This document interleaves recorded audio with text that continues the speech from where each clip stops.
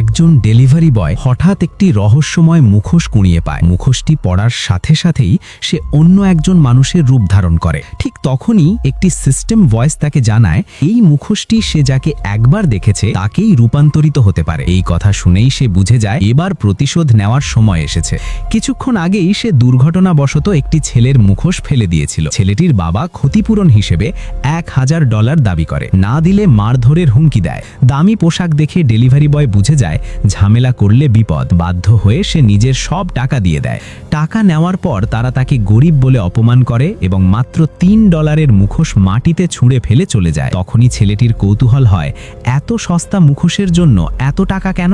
ঠিক তখনই এক অদ্ভুত শক্তি তাকে টেনে নেয়। জ্ঞান ফিরতেই সে দেখে সে ছেলেটির বাবায় রূপান্তরিত হয়েছে। মুখোশ খুলতেই সে আবার নিজের রূপে ফিরে আসে। এখন সে পুরো খেলাটা বুঝে যায়। এদিকে সেই দম্পতি হাসতে হাসতে বলে মাত্র $3 মুখোশ দিয়ে কিভাবে ডেলিভারি বয়কে $300 হাতিয়ে নিয়েছে। ঠিক তখনই লোকটি তার বসের ফোন পায় এবং স্ত্রীকে বাড়ি পাঠিয়ে অফিসে যাওয়ার কথা বলে। তারা আলাদা হতেই ছায়ার ভেতর থেকে ডেলিভারি বয় বেরিয়ে আসে। সব শুনে সে রাগে ফেটে পড়ে। মুখোশ পরে স্বামীর রূপ নেয়। স্ত্রী যখন স্নান করতে যাচ্ছিল তখনই দরজায় বেল বাজে। ডেলিভারি বয় স্বামীর বেশে ঢুকে বলে আজ আর ওভারটাইম নেই। সে সোজা বেডরুমে ঢুকে পড়ে। ড্রয়ার ঘেটে সে কিছু সোনার গয়না পায়। সে লোভী নয়, শুধু নিজের ঠকানো টাকাটুকুই নিতে চায়। ঠিক তখনই স্ত্রী ঘরে ঢুকে তাকে বিছানায় টেনে নেয়। কোনোভাবে সে অজুহাত দেখিয়ে পালিয়ে যায়। বাড়ি ফেরার পথে তার বদমেজাজি বাড়িওয়ালা জানায় ভাড়া দ্বিগুণ হবে। এবার সে রাগ করে না, বরং উত্তেজিত হয়ে পড়ে, কারণ প্রতিশোধ নিতে তার আর অপরাধ বোধ হয় না। কিছুক্ষণের মধ্যেই সে বাড়িওয়ালার আলমারিতে একটি সেফ খুঁজে পায়। খুলতে যেতেই লেখা আসে ফেস রেকগনিশন আনলকড। ভেতরে ছিল